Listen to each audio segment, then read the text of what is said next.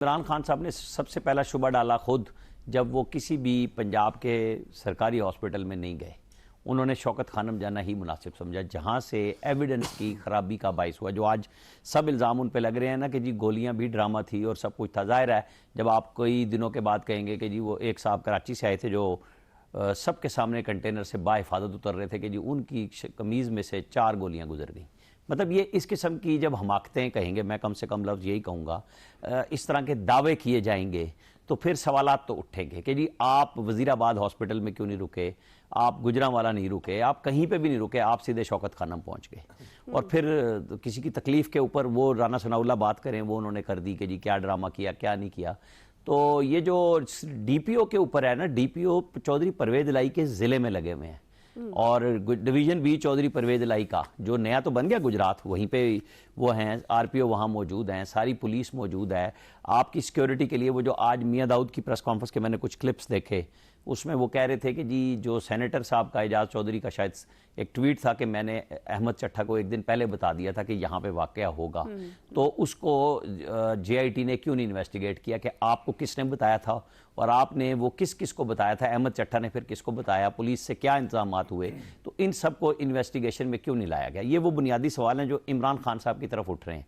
इमरान खान साहब ने जब एक डेकोरेटेड पुलिस आर्मी ऑफिसर को इल्ज़ाम लगा दिया पॉलिटिकल अपोनेंट के अलावा, तो वो फंस गए। तो वो तो मुन्ने सिलाही भी कह चुके हैं कि हमने तो इनसे भी कहा था कि आप अपनी पसंद का कोई पुलिस अफसर दे दें, हम उससे पर्चा करवा देते हैं, इंक्वायरी करा देते हैं। आज वो वकील भी कह रहे थे उस मुलजिम के कि जी ये क्यों नहीं जाके प्राइवेट कंप्लेंट या जो कोर्ट के जरिए तरीक़ाकार होता है, इन्होंने आज तक अपनी कंप्लेंट क्यों नहीं दर्ज कराई। इमरान खान साहब की तरफ से मुसलसल प्रेस कॉन्फ्रेंस हो रही हैं। अच्छा, डीपीओ काबू नहीं हो रहा, लेकिन जो आरपीओ या सीपीओ लाहौर है, गुलाम महमूद डोगर, शायद अगर मैं गलत नाम ले रहा हूं तो बता सकते हैं, लियाज साहब भी, वो इनके काबू में इतना है कि वफाकी हुकूमत उसे सस्पेंड करती है, उसे वापस बुलाती है, वो वापस भी नहीं जाता और वो पाबंदी के साथ इनके साथ काम कर रहा है। तो फिर तो लोग तो दोनों तरफ ही एक जैसे हुए ना। आपको गिला फिर एक तरफ नहीं होना चाहिए कि वो डीपीओ गुजरात या आरपीओ गुजरात या गुजरावाला आपकी नहीं मान रहा, तो जो सीपीओ लाहौर है वो तो बिल्कुल आपके कहे पे चल रहा है, वफाकी हुकूमत के कहने पे भी नहीं मान रहा और इंक्वायरी भी आपके हवाले कर दी। जिस तरह हमारे यहाँ इल्ज़ामात होते हैं, मैं किसी साफ़ी के ऊपर कुछ नहीं कर रहा, जिससे ताल्लुक होगा उसे खबर आ जाएगी। तो जो रिपोर्ट सानिया मॉडल टाउन की हुकूमत को जानी चाहिए थी, वो जर्नलिस्टों के पास कैसे चली गई थी? वो एक हाई कोर्ट के जज ने की थी ना, जिसपे स्टे लिया था शहबाज शरीफ ने। ये यहां से शुरू दिन से इस तरह का हो रहा होता है कि जिन्होंने जहां रिपोर्ट देनी होती है, वो इमरान खान साहब के पास जमान पार्क में कैसे आ गई रिपोर्ट, वो कोर्ट में क्यों नहीं जाती, वो मुतलका एडमिनिस्ट्रेशन के पास क्यों नहीं जाती।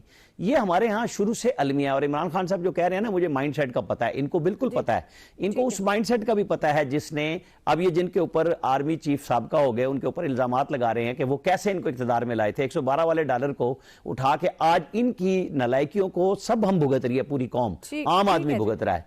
उसके ऊपर कोई बंदा जवाब देने के लिए तैयार नहीं है, बात करने के लिए तैयार नहीं है। सिर्फ मुझे ये पता है, मैंने ये कर दिया। भाई आपको तो सब कुछ पता था, तो फिर आप ठीक क्यों नहीं करके गए जब आपके साथ सारे खड़े हुए थे? आपने हमें सबको फंसवा दिया आके। आपके ऊपर भी बहुत सारे सवाल आते हैं, जवाब दें उनके। सही है जी।